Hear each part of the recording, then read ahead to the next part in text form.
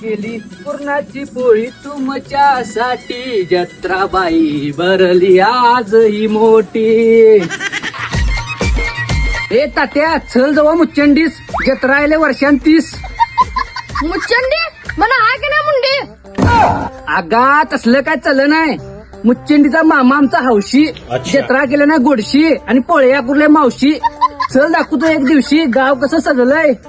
मनावली 30 तर काय 30 तुझ पाजूचं झालं फुरटी. अगा मामीन वाटाने घालून केली ना पनीर आणि मामान काजू बदाम ढवळून केल्या ना खीर. खाऊन बघ चलुल्या पोळ्या आणि खीर मान म्हणजे जत्रा रातभर फिर. ए वाय गा आता मास बेला खाऊन कंटाळा नळ्या.